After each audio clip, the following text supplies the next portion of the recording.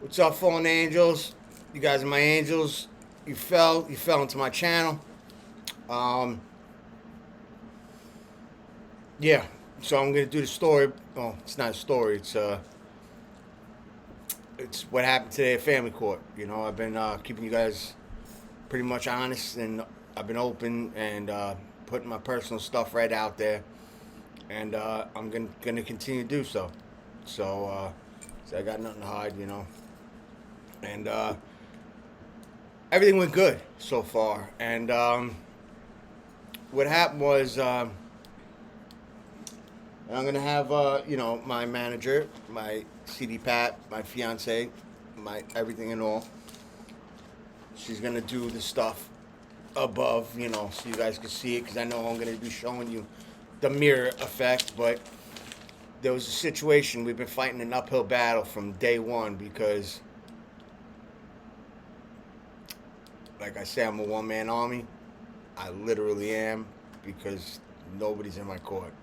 Other than my fiance, other than her. When I say this stuff, I mean other than her. Nobody's in my court, and I've been dealing with a lot of lies. And when I had court dates, I couldn't talk. I couldn't say nothing like, "That's not true. Here's the real facts. Here's the receipts," and blah blah blah. I couldn't do none of that. Except for today. Today I was able to do that, and they were saying that there was a kid came out dirty, which is, I'm going to show you an absolute crock of shit. You know what I mean? Like, we don't play that. I don't play that. She don't play that, but I don't play that. I have a 21-year-old daughter, and she was clean. She doesn't do, my girl doesn't do nothing anyway. I got her to smoke a little bit of weed because she was having postpartum depression, and that caused hell, because I was smoking nonstop. Never stopped smoking because it's legal. We even got what do you call it? Prescriptions, from doctors to smoke weed if we want to with prescriptions. But we're not, because we're not playing games. We're dead serious. We're not playing around. We're getting my kid back, our kid back, and they were saying also the meconium came back dirty and all this shit, which it's like taking the hair follicle off of someone. You could test back for a couple of months or whatever it is, the last trimester it'll test back from. It's an absolute lie, and I knew it was a lie. And I don't want to say my family or anything like that, but people, I kind of just did, but people were lying, saying stuff over and over and over. The meconium was dirty. The meconium was dirty. And the CPS people, like, we get a CPS visit supervisor, Indu, awesome lady, wonderful woman, and one we have now, wonderful woman, wonderful. Katie, wonderful, and before that, not wonderful. And they just were listening to the only stories that they were getting, because they were getting stories from the other end, and you hear the same thing over and over. They're not doing their homework, checking in on stuff, making sure everything is facts, doing their own research, their own work. They're just going by what one group of people are saying. And it was getting said in our court dates, and we weren't allowed to talk. So I wasn't allowed to correct it at the time, but I was today. And I want to show it to you. I know it's in reverse, and don't worry, my fiance is going to show it in correctly. This is from the hospital. This is the first test. Everything came back negative. Everything. And there was no meconium test. And I know this is in reverse. I'm going to read it. She's going to show you it in, well, no, I think it's I can read it. If meconium was taken without your knowledge or consent, this could be grounds for a complaint to the New York State Department. Now, basically, I have a whole bunch of paperwork on this stuff. I have all the rules. Like, they basically, not basically, they do need to ask you and your you know, the mother via consent to take that test, to take the meconial test, to see if the kid, in the trimester, the last trimester, uh, had any drugs in his system, and we were never asked. So that was a lie that never existed, and I finally was able to tell them today that we were never asked. So if there is one, it's a lie. It's from another kid, and it's full of shit anyway, because we know stuff like that doesn't happen. We were never asked. We were never asked because the kid came out clean. There was no reason for them to check anyway, and check for the last trimester if she touched any drugs. There was no reason, and we probably would have been like fine with it. We would have signed something because she doesn't do drugs. I'm the drug addict. You know what I mean? I'm the one who does drugs. You know what I mean? So, and I wasn't pregnant. No, I don't identify as a person who gets pregnant.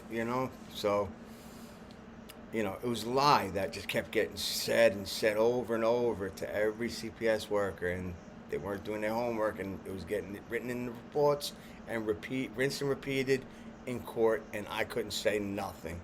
I wasn't getting a second to talk other than raise my hand and say yes, my name, and yes, I will. State truth. Will you hold truth? Blah blah. To hope you God. Whatever the oath you have to do thing is, and I got to do all that, and I'm glad, because today the lady was, I guess, the plaintiff, whatever you want to call her, the people that we're not going against anybody, but if you want to say who we're going against, they were basically saying we want to put a hold on everything. We want to just wait and suspend everything until the next court date, which is in February. And the judge cut her off and said, basically, shit will get off the pot. Like, are you guys going to do this or what? And by law, they have to. Once they started, they have to. It's just by law. Like our CPS worker, her name Katie, she said she wrote a good report for us. Everybody, the supervisor of our visit wrote a good report. We're going to supply them. When she does the editing, the parenting group people, and we also did the anger management. And anger management wasn't asked of us. So they will be, raise the roof. They're going to be right here, right above me. And we got good judge of character letters written about us, how we're more than capable of handling our kid. And so does Indu, she wrote basically the same. She sees us every week, every Monday. We just came back from hanging out with our kid, and we're going to show you the pictures, too, of the amount of gifts we gave him. And we gave him a fucking mountain of gifts, and that does not include the gifts we give him every time we see him. An outfit, a tablet last Monday. This week now, we gave him a Game Boy that had the 10,000 games on it built in, and clothes and toys, and you'll see the picture. And so I got them to admit that no, there is no meconial. Like, basically what they were trying to do, what I would do in middle school, it's my manipulation tactic for middle school. I'm beyond that. I'm beyond 4D chess. I'm 10 moves ahead of everybody because I prepare for 10 moves. I plan I'm not even going to tell you my secrets, but we're not here for that. It's not what this visit's about. But something I would have pulled to manipulate in middle school. It's called fishing. Like, anything you could say, and I don't have plausible deniability because, it's going to be believed. John did do that. John punched a guy in the street, over something about he was looking at his girl, or whatever the case may be, whatever. It's believed. No matter what, whether I was there, whether it happened or not, John did it. So they played that game where They know I always got high. I pissed dirty because I went to the Mather. We were allowed to piss dirty for weed. Ran to the Mather Hospital, not the hospital, the place across the street. It was still Mather. To give urines, and hell broke loose, over there. But yeah, I never stopped, doing shit like that, and not the hard shit, just doing the weed and shit like that. So they thought, oh, we can easily say the meconial, the kid came out dirty, and the meconial showed it. We have proof, blah, blah, blah, blah. We were the birth parents. We would have got the paperwork. We would have got the paperwork. Not you guys. So I don't know where the fuck you think that part of the lie would have worked. Like, I already seen through just your story wasn't airtight, and it wasn't hermetically sealed. I know better. We would have got the paperwork, not you. So the fact that you said you had the paperwork, that was a hole in your fucking story right there. But I know nothing was done ever by her. Only after I told her to smoke weed. She was having postpartum depression. I smoked weed with her on three separate occasions. She only took 3 pulls. She doesn't like it, and it is what it is. But yeah, so they were hoping that if we were doing the wrong together, we would have came up with something like, oh, the only reason why I came out like that is because of she was sitting near me in the car, and I was smoking this or doing that, and she might have got a contact from me. Then they would have known, oh, so he believes that the meconial is dirty because he's coming up with a lie against it to cover his ass. So they'd have us, as you could say right there. But no, we never agreed to anything like that. We said, that is a fucking lie. You're fucking lying. I'm looking you in the eye and saying you're fucking lying. And I got my option today to stay and finally talk and to show my lawyers the negatives, because we had the fucking paperwork the whole time from the hospital. Negatory. Everything under the sun. Negatory. And I showed them even the laws. Their own fucking laws. Like, it's so bad when I have to, apply the laws to them, show them what their laws are. They couldn't say that on our behalf at the beginning. Show them that the New York State laws is they have to come to us for our consent to do that testing, the meconium, and we'd have to sign off saying, it's okay. And without that, we have a lawsuit. We have this, we have that. We have, they're in a lot of trouble, and it didn't happen. They're not that dumb, and so they're not allowed to talk that no more. They're not allowed to say that no more, and that's a good thing. We got that wiped off of our fucking shit. So that helped our case out a lot. So I did want to tell you guys all everything that's been happening. And, I may not be showing it, but the happiness, I am like a fucking Kool-Aid smile from ear to ear right now. And made sure I texted another person in my family that they didn't really want to hear that. They wanted to hear that the court date was horrible, and it's probably going to go the other way. It's not what happened, because I'm better than that. I'm smarter than that. I'm the guy that said, yes, I did that exact amount. What I'm getting accused of in prison.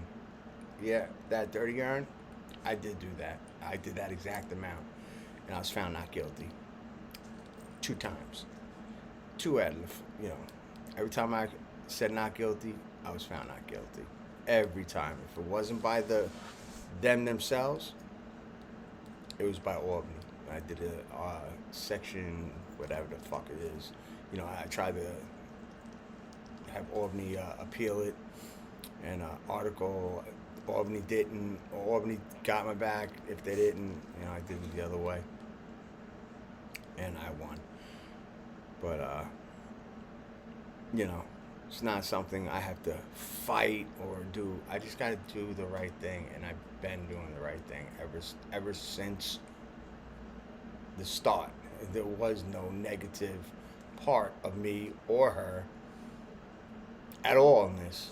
You know, it was just this from this 21-year-old Monique Souza who tried to fuck me bad and tried to get my cock. She wanted it bad, and I was gonna give it to her. And then I met her, and she's way better by far to me. You know, at least that's my opinion. You know, by far, way better. And she wasn't gonna have it like that. And I told her that, you know, since I was letting her live there for 2.5 years or a little bit more, without them knowing, under their nose. But when they found out they were gonna make me leave with a black eye, she was, and they did. She did, or whatever you want to call it. So wasn't good enough though, because even though yes, I may have family that might have aided it to go against us, let's just say I did everything that could make it not happen for the people that want to happen, you know, or the other way around, by just doing the right thing, which I was the whole time from the start. I just needed us to get a housing first, the most important thing, because without a house to have a house for our son, we couldn't have Damien in a tent now, right? You know, and I didn't want her to be in a tent anyway, because it wasn't safe for her. Let's say I wait an hour or two after she slept. You know, I'd have my knife in my chest and just wait it out. And when I felt good or tired enough and I passed out, anything could have happened at any time. After that, you know, I would have the knife in my hand and I would have fucking stabbed and killed anything near us. So I would have had our backs, but you know, I needed to get us out of that situation first. And after that happened, we did everything that was asked of us, plus extra shit. So that's the story. You know, it's not a bozo chronicle, because no one's a bozo. I'm definitely not a bozo in this story. My family might be, but you know. Hope you guys enjoyed it, and hope you guys keep watching my stuff. If you do like my channel, thumb it up, because I don't get enough of them. I don't get them at all. You know, so thumb it up. Subscribe if you haven't subscribed. It only takes a second. And like someone else says, you don't even have to think about it later. You know, just do it. Just get it over and done with. It'll be a real big help to me. And I'm gonna stop recording. So I'm just looking for the stop recording button. And I'll talk to you guys real soon.